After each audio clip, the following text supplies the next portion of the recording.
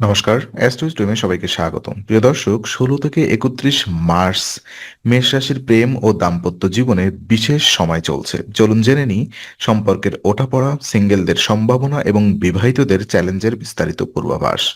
প্রথমত প্রেম জীবন নিয়ে কথা বলবো, অর্থাৎ যারা সম্পর্কে আছেন। তো মেষ রাশির প্রেম জীবনের জন্য মার্চের শেষ ২ সপ্তাহে সম্পর্কের মধ্যে কিছু ওঠানামা লক্ষ্য করা যাবে। ছোটখাটো ভুল বোঝাবুঝি এবং মনোমালিন্য সৃষ্টি হতে পারে, যা আপনার জন্য এবং আপনার সঙ্গীর মধ্যে দূরত্ব সৃষ্টি হতে পারে। আবেগ ও রাগকে নিয়ন্ত্রণ রাখা খুবই গুরুত্বপূর্ণ। এই সময় সঙ্গীর সঙ্গে খোলামেলা আলোচনা করলে সমস্যার সমাধান দ্রুত সম্ভব।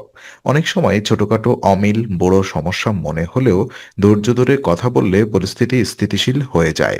আপনার প্রেমের সম্পর্ককে শক্তিশালী করতে হলে বোঝাপড়া ও মনোযোগ প্রদানের প্রতি গুরুত্ব দিন। মাসের শেষ ভাগে সম্পর্কের ছোটখাটো ওঠানামা স্বাভাবিক এবং সাময়িক।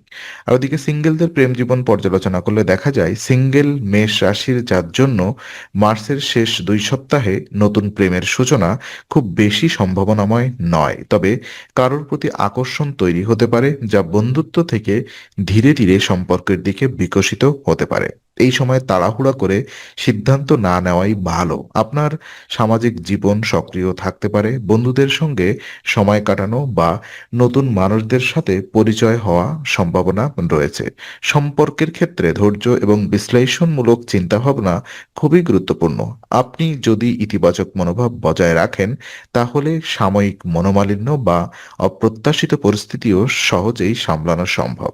আর ওদিকে বিবাহিত জীবন পর্যালোচনা করলে দেখা যায় মেষ রাশির বিবাহিতদের জন্য মার্চের শেষ ২ সপ্তাহ কিছু মানসিক চাপ এবং দাম্পত্য জীবনে ওঠানামা নিয়ে আসতে পারে। সংসারের বিষয় নিয়ে মতভেদ, ছোটখাটো দ্বন্দ্ব হতে পারে, তবে শান্তভাবে আলোচনা করলে সমস্যা সহজে সমাধানযোগ্য। পরিবারের অন্যান্য সদস্যদের সহায়তা পরিস্থিতি সহজ করতে পারে এবং সম্পর্কের দৃঢ়তা বৃদ্ধি পাবে। আপনার ধৈর্য ও বোঝাপড়া এই সময়ে বিশেষ গুরুত্বপূর্ণ। আবেগকে নিয়ন্ত্রণে রাখা এবং স্বার্থপর মনোভাব থেকে বিরত থাকা আপনাকে সঙ্গীর সঙ্গে সম্পর্ককে সমর্থ রাখতে সাহায্য করবে। বিবাহিত জীবনের সুখে স্থিতিশীলতা আনতে সমঝোতা এবং পারস্পরিক সম্মান বজায় রাখা অপরিহার্য। আর বিশেষ উপায় হিসেবে মেষ রাশির জন্য মার্চের শেষ ২ সপ্তাহে মানসিক শান্তি ও ইতিবাচক শক্তি বৃদ্ধির জন্য কিছু বিশেষ উপায় কার্যকর।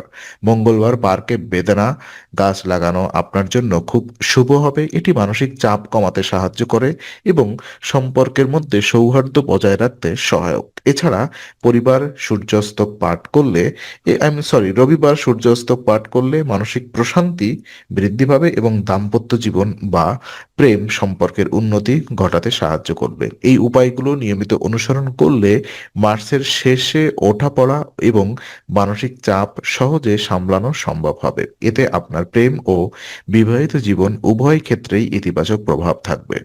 তো আজকের আলোচনা আমরা এখানেই শেষ করছি। ভালো লেগে থাকলে লাইক, কমেন্ট ও শেয়ার করুন। আরও এমন ভিডিও পেতে অবশ্যই চ্যানেলটি সাবস্ক্রাইব করুন। আবার দেখা হবে, ততক্ষণ ভালো থাকুন, শান্তিতে থাকুন। নমস্কার।